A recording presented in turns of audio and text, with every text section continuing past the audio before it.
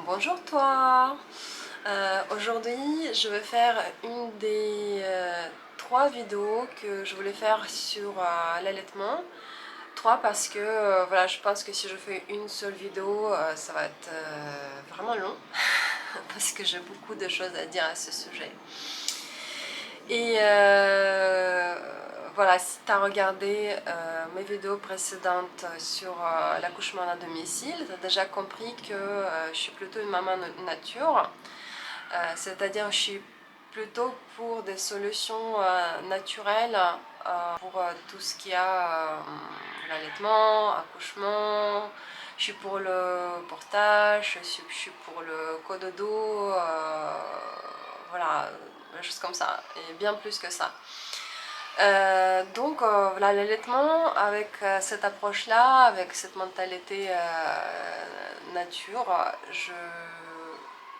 voilà, c'était évident que l'allaitement était très très important pour moi, toujours important aujourd'hui. Euh, donc j'ai deux enfants, comme tu sais, et les deux, donc le premier j'ai allaité jusqu'à très tard, voilà, malgré les déboires de départ. Le deuxième, je continue d'allaiter, il a 21 mois aujourd'hui. Donc voilà, j'ai vraiment beaucoup de choses à dire là-dessus. Donc aujourd'hui dans cette vidéo là, je voulais te raconter, je voulais commencer par le début, par mes déboires avec mon premier enfant quand elle était bébé. Et je vais te révéler la cause mystérieuse de voilà, pourquoi c'était comme ça, pourquoi c'était douloureux, pourquoi c'était très très très compliqué pour moi. Et apparemment c'est rare. Après je sais pas si c'est rare, c'est juste peut-être que voilà, on ne trouve pas des infos sur internet, sur YouTube, mais peut-être que c'est pas si rare que ça. Donc je vais te parler de cette cause, de sa résolution. Et ensuite, dans une autre vidéo, je vais parler de mon allaitement actuel avec mon deuxième bébé. Et dans ma troisième vidéo, ou dans mes vidéos suivantes, je ne sais pas combien il y en aura, je vais peut-être te parler de ma vision d'allaitement un peu plus en général. Donc voilà, donc aujourd'hui on parle de l'allaitement que j'ai eu avec mon premier fils. Donc en 2000, il est né en 2016. Et ça s'est très mal passé, en tout cas au début. Donc je te raconte pourquoi. Donc commençons par le commencement. Donc mon fils est né, Sacha est né à l'hôpital, voilà, comme la plupart des bébés en France. C'était une très grosse maternité parisienne voilà, au sud de Paris, type 3.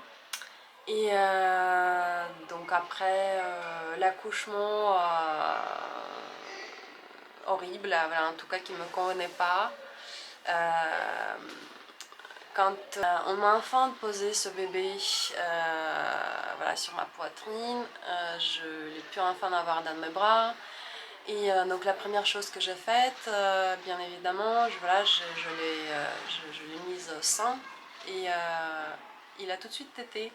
Donc j'étais très contente voilà, qu'il a su prendre le sein, qu'il avait du lait, qu'il a tété. Donc voilà, dans ma tête, voilà, ça allait bien se passer, ça pouvait pas mal se passer, n'est-ce pas? Donc j'étais loin d'imaginer voilà, à ce moment-là que ça allait devenir un cauchemar. Déjà les 3 premiers jours dans la maternité, c'était assez douloureux pour moi puisque le personnel, je sais pas, peut-être que je suis tombée sur quelqu'un comme ça ou je sais pas si c'est comme ça pour tout le monde, voilà, pour celles qui veulent allaiter en tout cas. Personnel voulait, je crois qu'il voulait s'assurer que l'allaitement se met bien en route et que voilà, que le bébé prenne bien le poids et qu'il mouille bien ses couches, etc. Mais je sais pas, ils choisissaient mal leurs mots et ils avaient l'air un peu menaçants même. Voilà, et chaque fois, elle me disait tu dois carburer avec l'allaitement. Carbure, sinon voilà, tu vas pas pouvoir sortir au bout de 3 jours. Moi, j'avais très envie de sortir. Moi, voilà, j'en pouvais plus de la fatigue, d'épuisement. Comme je ne sais pas si vous avez déjà accouché dans la maternité, vous savez que qui vient vous voir tout le temps. Voilà, pendant 3 jours, il y a tout le temps quelqu'un. Ouais, il y a des médecins, il y a des pédiatres, il y a des contrôles auditifs, il y a la prise du sang, il y a la prise de température, il y a...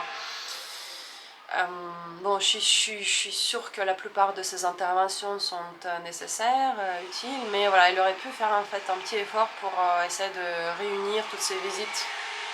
Et voilà, les faire dans une partie de la journée ou de l'après-midi pour ne pas... Parce que vous, voilà, quand vous commencez à vous endormir, par exemple, et votre bébé vous le permet, ben, il y a tout de suite quelqu'un qui tape à la porte et ne vous laisse pas dormir. Et voilà, même la nuit. La nuit, il y a quelqu'un qui vient, qui, des fois, juste pour dire, pour demander, est-ce que ça va? Ça va. À 4 heures du matin, ça va? Donc j'étais très fatiguée, j'avais envie de rentrer, là j'en avais marre. Et quand ils me disaient que voilà, si tu carbures pas assez, voilà, tu vas pas pouvoir rentrer, bah, ça me stressait beaucoup. Voilà, si vous savez peut-être, le stress c'est vraiment l'ennemi, le premier l'ennemi d'allaitement. Voilà, plus vous stressez, moins vous avez du lait. Peut-être que le personnel des maternités ne le sait pas. Voilà. Mais voilà, en tout cas, je me rappelle que j'étais debout quasi toute la nuit, debout, assise sur cette chaise en plastique confortable, dans le froid de la chambre, sous le néon. Vous savez, la lumière très désagréable du néon de l'hôpital. Et j'ai essayé de carburer, voilà. Et à force de donner le sein quasi en permanence, mes tétons étaient devenus très irrités. Voilà, au bout de 3 jours, il y avait des craquelures. Voilà, ils saignaient assez rapidement. Donc au bout de 3 jours, voilà, j'avais du sang, voilà, qui coulait de mes tétons, voilà, à force de carburer. Mais voilà, ils m'ont permis de sortir enfin, au bout de 3 jours. Voilà, je ne sais pas pourquoi elle insistait autant. Voilà, mon bébé n'était pas minuscule, il faisait presque 3 kilos. Et pourquoi il fallait rendre voilà, mon séjour à l'hôpital aussi difficile. Voilà, est-ce que c'est pareil pour les mamans qui allaitent pas? Moi, je ne sais pas. En tout cas, c'était une torture supplémentaire pour une maman qui désire allaiter. Donc au lieu de vous accompagner, au lieu de vous expliquer les choses, au lieu d'être sympathisante, voilà, si ça vous fait mal, non, tu carbures, sinon tu sors pas d'ici. Bon bref, ça c'était séjour à l'hôpital, très désagréable. Ensuite, j'ai pu enfin rentrer chez moi. Je pensais que dans le calme de chez moi, avec un peu plus de repos, ça allait mieux se passer. Donc psychologiquement j'allais mieux, mais physiquement en fait j'avais toujours très mal. Donc voilà, je me suis rendu compte que voilà, la douleur, voilà, elle ne disparaissait pas. Les sages-femmes me disaient que normalement, pour la mise en route voilà, normale d'allaitement, au bout de 2-3 jours, allez, 4-5 jours, vous ne devrez plus avoir mal. Ou quasi, voilà, gêne.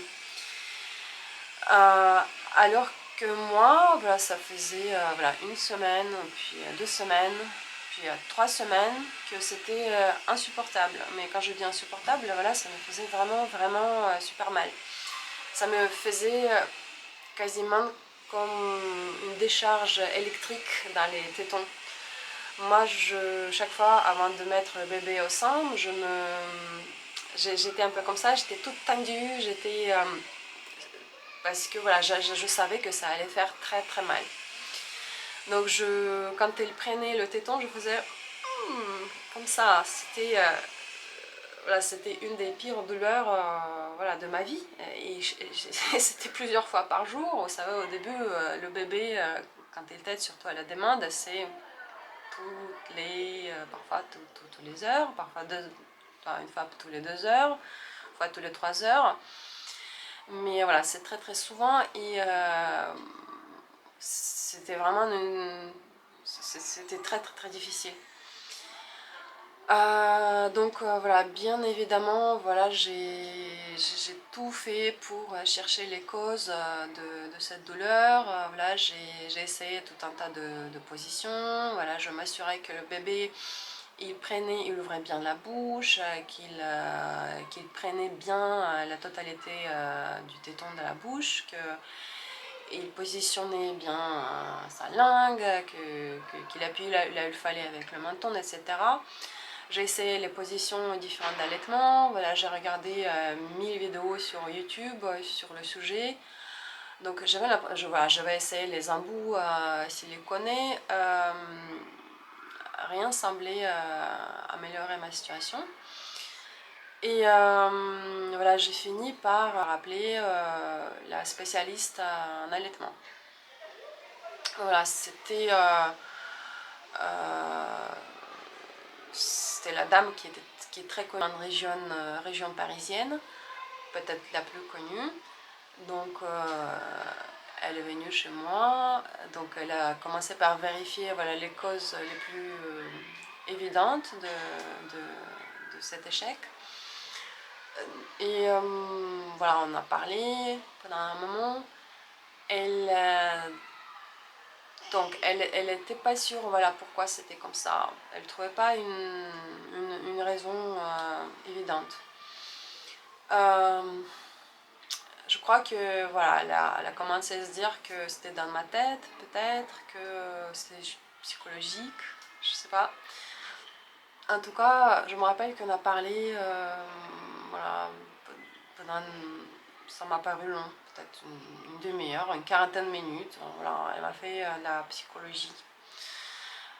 J'étais un peu déçue parce que voilà, je ne m'attendais pas à ça. Je savais pertinemment que c'était pas dans ma tête, que la cause était physique. Et voilà, cette intervention était assez chère. Donc j'étais pas prête à payer en ce moment-là une psy. Je voulais vraiment une aide pour en finir avec cette douleur. Voilà, à la fin, elle m'a dit que, écoutez, voilà, c'est pas évident. Voilà, je pourrais supposer que c'est un frein dans la langue. Donc parfois, vous savez, c'est assez visible. Parfois, il s'agit d'une cette partie de la langue qui pourrait être parfois un peu courte chez certains bébés, qui ne leur permet pas de bien positionner la langue. Et du coup, voilà, c'est ça qui fait mal. Et là, quand c'est évident, ça se voit tout de suite. Donc chez mon bébé, voilà, elle disait que c'était pas évident, mais peut-être que c'est ça, peut-être que c'est pas ça, mais voilà, peut-être qu'il faut lui faire cette incision pour couper le frein de langue, pour au moins éliminer cette possibilité que c'était ça. Donc elle m'a dit que voilà, elle travaillait avec un médecin qui a l'habitude de faire ça, donc elle m'a donné ses coordonnées. Et voilà, elle est repartie. Donc voilà, malheureusement, voilà, dans ma situation, voilà, je sentais pas qu'elle m'a beaucoup aidée, voilà, malheureusement. Et voilà, c'était pas du tout pour vous décourager d'appeler les spécialistes en lactation. Voilà, au contraire, faites-le. Je sais que dans la plupart des cas, ça marche et que voilà, elles sont bien qualifiées pour trouver la raison de malaise. Et voilà, surtout faites-le. Voilà, si vous ne trouvez pas si ça ne va pas avec l'allaitement, s'il y a un problème avec la mise en route, faites appel aux spécialistes en allaitement. Bon, malheureusement, dans mon cas en particulier, peut-être que c'est très rare, mais ça n'a pas aidé. Bon, mais en tout cas, voilà, j'ai pris son conseil et je suis allée voir ce médecin pour couper le frein de langue de mon bébé. Je me rappelle que j'ai traversé Paris, c'était loin de chez moi, il n'y avait pas de transport direct et voilà, c'était en plein hiver avec mon nouveau-né, donc je me suis trimballée là-bas. Déjà, j'ai pas aimé le lieu. C'était une espèce de semi-sous-sol assez vide, hein. Il n'y avait personne sauf une famille qui était déjà prise en charge par ce médecin. Donc j'étais comme ça dans le couloir avec mon bébé à attendre. J'étais pas rassurée par la nécessité de le faire, j'étais pas rassurée j'étais un peu fatiguée du voyage avec le bébé, j'aimais pas le lieu, donc j'avais plein d'appréhension sur cette frein de langue. Et ensuite j'ai vu le médecin. Il m'a paru très stressé et un peu même méchant. Il était en tout cas un peu maladroit et ouais, il m'inspirait absolument pas confiance. Voilà, j'avais envie de faire un demi-tour, mais voilà, elle était là, elle me dit voilà, c'est votre tour, hein, allez. Donc en fait, on n'est même pas rentré dans son cabinet. Elle a dit allez, là, je sais pas, j'ai pas le temps, on va le faire ici sur une chaise dans le couloir. Donc allez, tenez ses bras parce que voilà, mon bébé, bien évidemment, il a commencé à se débattre. Donc il a pris son outil tranchant et il a ouvert la bouche très brusquement. Tout ça, c'est très très speed, très brusquement. Et il a fait cette incision. Le bébé a commencé à hurler, avait du sang, et le médecin était tellement désagréable, voilà, brusque et maladroit, que voilà, ça m'a choquée en fait. Et je suis sortie en pleurant. Voilà, je me suis sentie à la limite une mauvaise mère en fait, qui a infligé voilà, cette erreur à son bébé. Parce que voilà, le bébé il était hystérique après ça, je n'arrivais pas à le calmer, voilà, j'essaie de lui donner le sein avec toutes les douleurs que ça m'a, les décharges électriques que ça m'a infligé, mais ça ne le calmait pas, il a hurlé pendant tout le trajet de retour, voilà, elle n'était pas bien toute l'après-midi. Je me suis dit mais pourquoi je me suis laissée influencer comme ça, pourquoi je suis allée. Et au moins, voilà, pour vous, que ça marche et que ce soit ça et que les douleurs s'arrêtent. Sauf que, voilà, c'était pas du tout ça, parce que les jours passaient, les semaines passaient et la douleur était toujours là, donc c'était pas du tout le frein en langue. Donc tout ça, c'était pour rien, malheureusement. Et moi, je suis restée, voilà, le passage du coup de spécialiste en lactation. Malheureusement pour moi, ça m'a servi à rien. Et à un moment donné, j'étais à deux doigts d'abandonner. J'étais très découragée parce que ça faisait presque 4 mois et 4 mois de douleur. 4 mois d'incapacité du coup de produire assez du lait parce que voilà, quand vous êtes toute crispée, quand vous avez mal, bah voilà, il n'y a pas des hormones en fait qui font bien leur travail. Vous savez que quand vous avez votre bébé contre vous et voilà, elle est bien et vous êtes bien et vous êtes toutes comme sur un petit nuage rose et voilà, le lait coule tout seul. Ah, c'était pas ça. C'était juste une torture à chaque fois que je lui donne le sein et donc du coup vraiment j'arrivais pas à faire assez du lait et on a dû passer à un moment donné à l'allaitement mix puisque voilà, tout simplement, voilà, il mangeait pas assez, il prenait pas assez de poids, et voilà, je pouvais pas le laisser comme ça.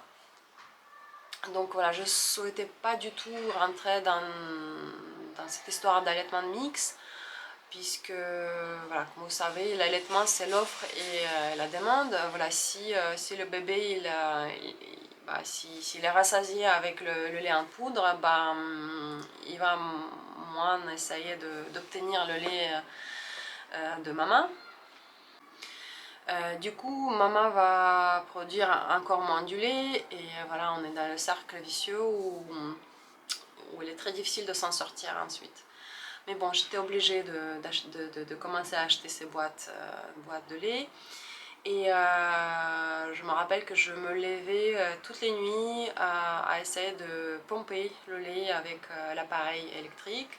Donc j'ai acheté cette Medela, 300 €, voilà, ça coûte très cher. Et plusieurs heures par nuit, j'ai essayé de tuer le lait, de faire le stock de lait pour lui donner au réveil.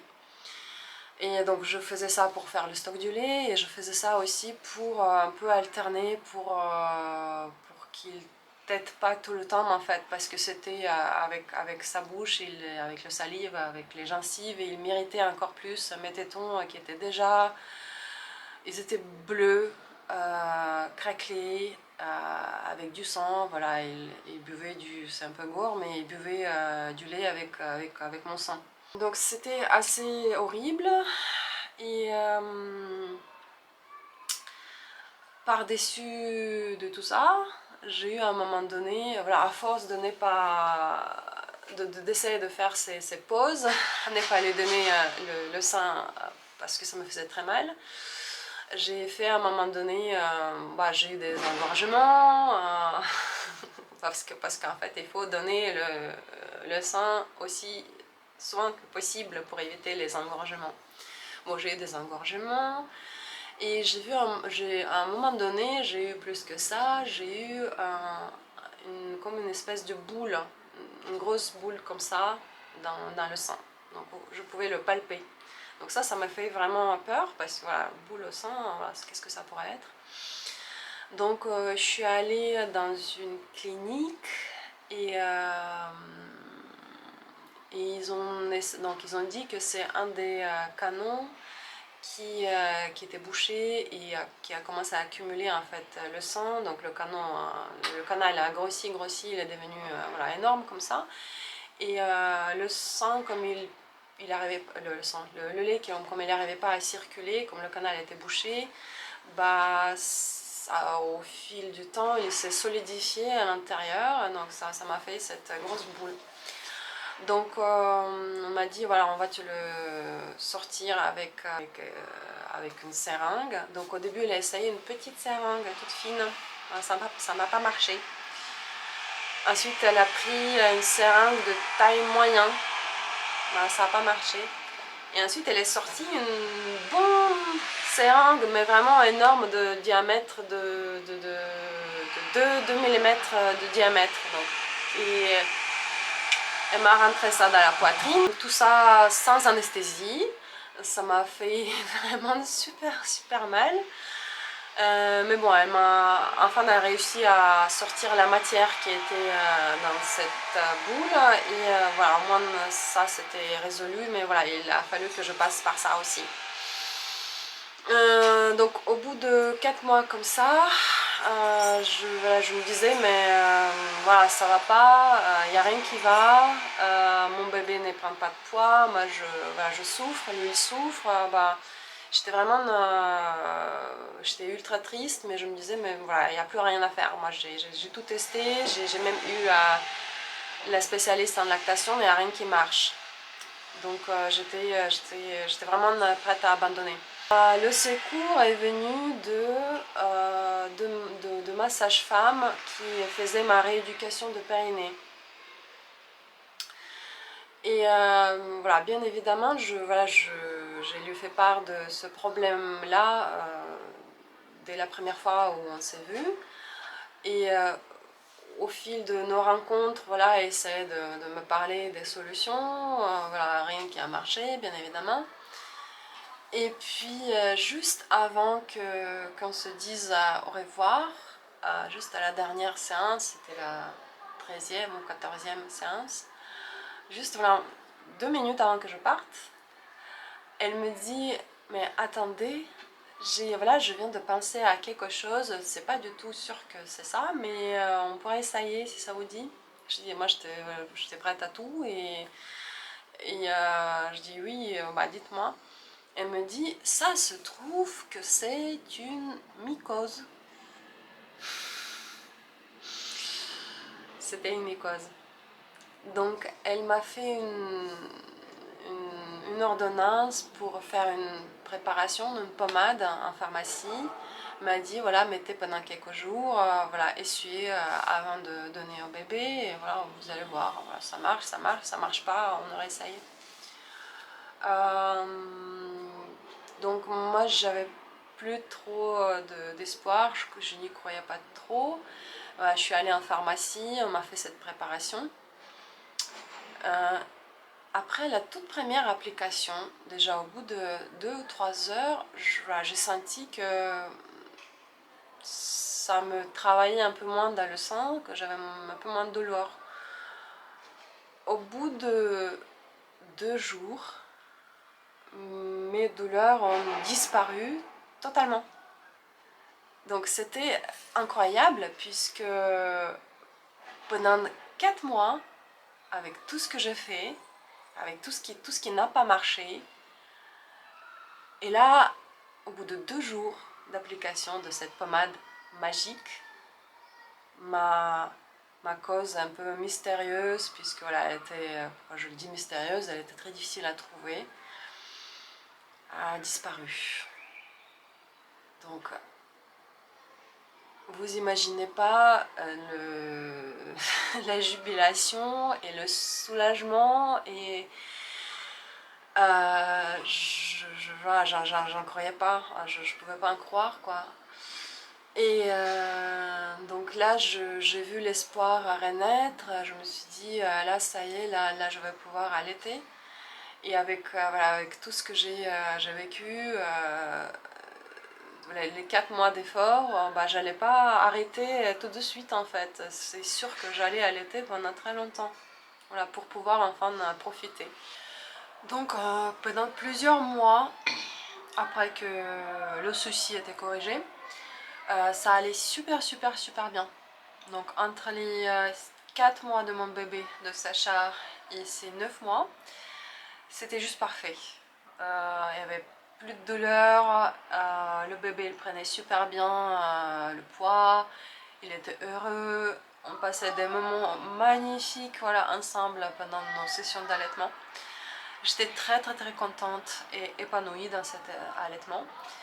Et donc tout se passait vraiment bien jusqu'à ce que j'ai repris du travail. Donc après mon congé de maternité, j'ai pris encore 6 mois de congé parental. Donc c'est un congé en fait que vous avez le droit de prendre voilà, si vous le souhaitez.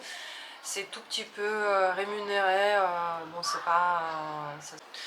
c'est pas grand chose mais voilà c'est déjà quelque chose, ça vous aide pas mal financièrement. Et donc voilà, ces 6 mois avec mon bébé Sacha, c'était je pense les meilleurs 6 mois voilà, qu'on a passé ensemble. Et donc à un moment donné il a fallu que je reprenne le travail, donc il est allé à la crèche. Et c'est là que j'ai eu d'autres types de soucis. Donc j'avais plus de douleur, mais cette fois-ci, il y avait un problème du lait que je ne pouvais vraiment pas produire assez. Bon, ça s'est passé petit à petit, donc la perte de quantité du lait, parce que voilà, si vous ne voyez pas votre enfant pendant 8, 9, 10 heures d'affilée, bah forcément votre stock de lait, votre production du lait baisse, voilà, naturellement. c'est l'offre et demande. Voilà, il n'y a pas de bébé, il y a moins de bébés, moins de temps passé avec du bébé.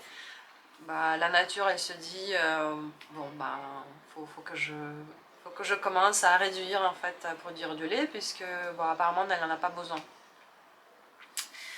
Donc j'ai essayé de tirer au travail, donc encore avec mon appareil électrique, mais de là, c'était horrible.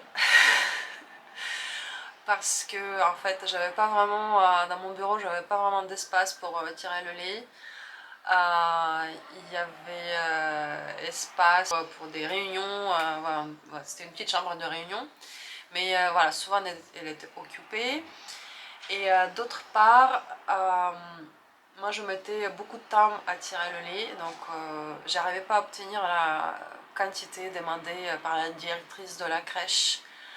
J'en ai 10 minutes, 15 minutes, même une demi-heure. Moi, voilà, il fallait que je tire pendant longtemps, et voilà, je ne pouvais pas passer des heures dans cette chambre à tirer le lait, il fallait que je travaille.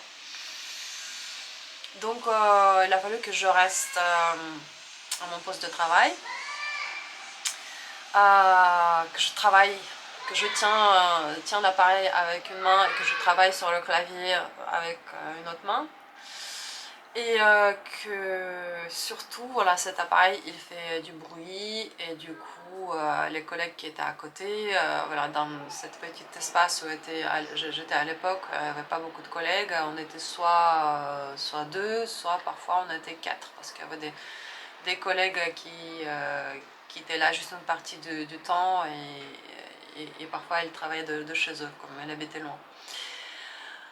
Et donc c'était assez gênant, voilà, cet autre collègue qui était en face de moi tout le temps, donc il était vite saoulé par ce bruit, et voilà, elle me faisait des remarques, et donc c'était désagréable. Moi, à chaque fois quand il fallait que je tire le lait, bah déjà j'ai commencé à être gênée, comme un peu stressée, puisque voilà, j'anticipais ses remarques, j'anticipais le fait qu'elle allait être pas contente.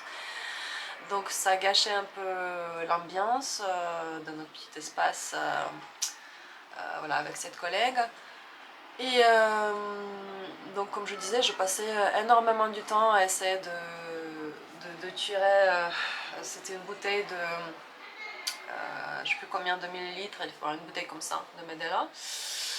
Et au bout de, donc ça, au début, les premières semaines ça allait, donc je réussissais à la remplir assez rapidement. Mais ensuite, au fil des semaines, au fil des mois, bah, la production du lait diminuait. Et bon, je mettais de plus en plus de temps à remplir cette bouteille, je le faisais à plusieurs reprises, donc je commençais le matin, voilà, j'en obtenais un tout petit peu, et puis je continuais fin de matinée, et puis je continuais pendant la pause déj, et puis voilà.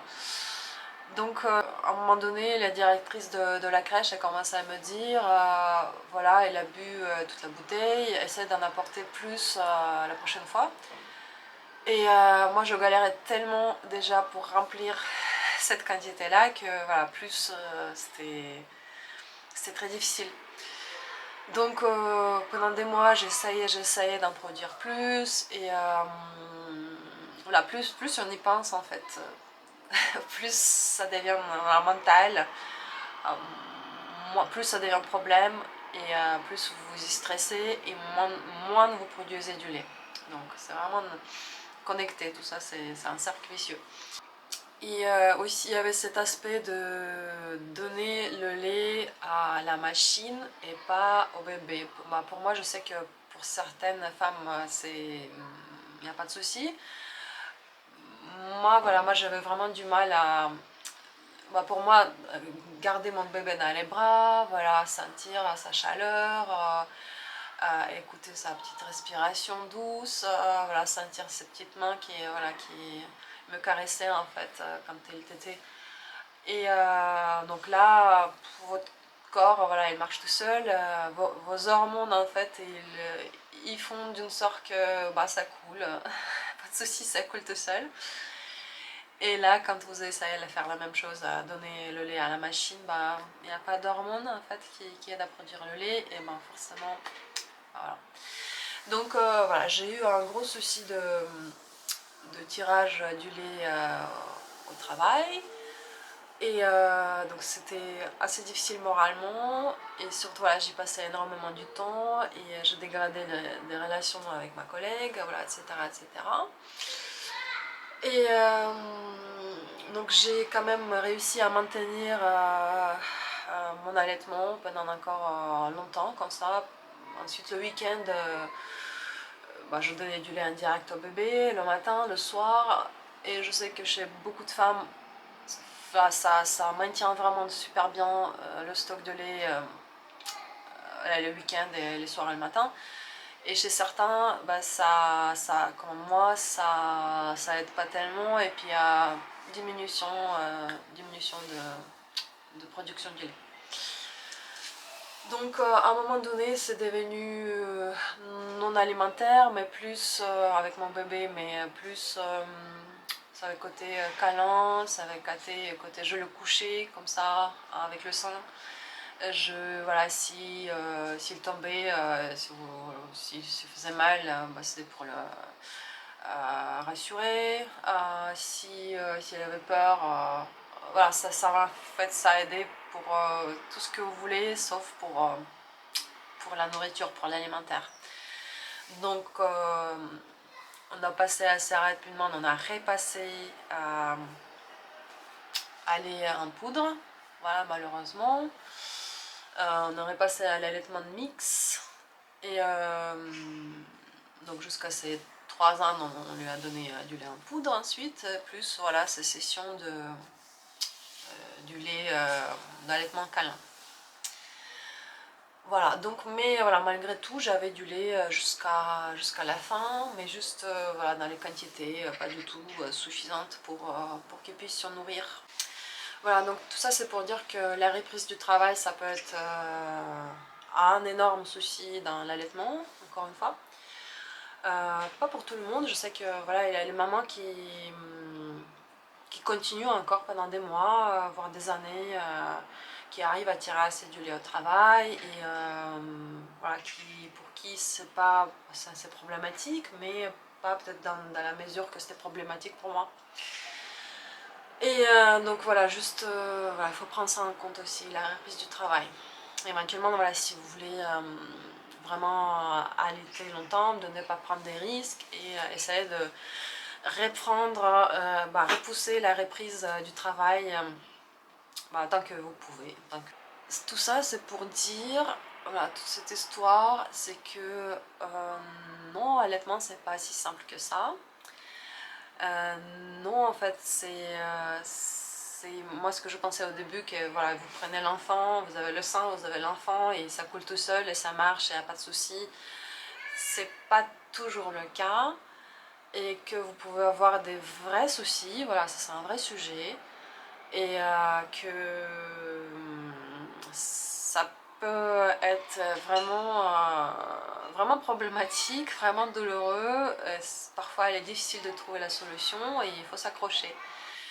Mais bon, si vous êtes motivé comme je suis, comme je l'étais avec mon premier enfant, donc tout est possible. Donc juste si vous avez un souci, ne vous découragez pas. Donc commencez par enlever des causes les plus évidentes de la gêne dans l'allaitement. Ensuite, si vous ne trouvez pas, voilà, si vous avez regardé plein de vidéos, si vous avez lu les choses, si vous avez voilà, corrigé des positions, etc., etc., il y a quand même un souci, n'hésitez pas à appeler une experte en lactation, même si dans mon cas, elle n'a pas aidé. Dans la plupart des cas, je pense que ça aide. Et voilà, n'hésitez pas à poser des questions à tout le monde autour de vous, à d'autres mamans qui ont allaité ou qui allaitent, voilà, les mamans rencontrées dans les parcs, voilà, les copines, n'importe qui, à votre maman si elle vous a allaité. N'hésitez pas surtout à demander des conseils à votre sage-femme. voilà, des sages-femmes voilà, qui vous aident avec la rééducation, des sages-femmes qui passent à la maison après la naissance de votre bébé. Donc n'hésitez pas à chercher de l'aide et de l'information un peu partout où vous pouvez. Donc vous pouvez tomber sur la bonne réponse un peu par hasard, voilà, comme moi, un peu à la dernière minute. Et voilà, surtout accrochez-vous. Vous voyez, moi je me suis accrochée pendant 4 mois, quand même. La plupart des femmes en France arrêtent l'allaitement au bout de 3 mois, pour la reprise du travail dans la plupart des cas. Moi je me suis accrochée dans l'allaitement qui ne marchait pas pourtant pendant 4 mois. Donc si moi je l'ai faite, donc pourquoi toi tu pourrais pas le faire? Je suis sûre que tu pourrais. Donc persévère parce que l'allaitement c'est magnifique. Voilà, si ça marche, c'est juste formidable. Je vais en parler un peu plus dans ma prochaine vidéo sur l'allaitement. Ça va être une vidéo sur mon allaitement actuel avec bébé Cassio, qui marche super bien. Et donc voilà, je vais peut-être en parler voilà, de ce qui me motive dans l'allaitement et voilà, quand ça marche, pourquoi c'est aussi magique, pourquoi c'est aussi bien. Donc voilà, entre-temps, donc accroche-toi si ça marche pas et je te souhaite de trouver la raison pourquoi ça marche pas et je te souhaite un super allaitement. Salut, salut!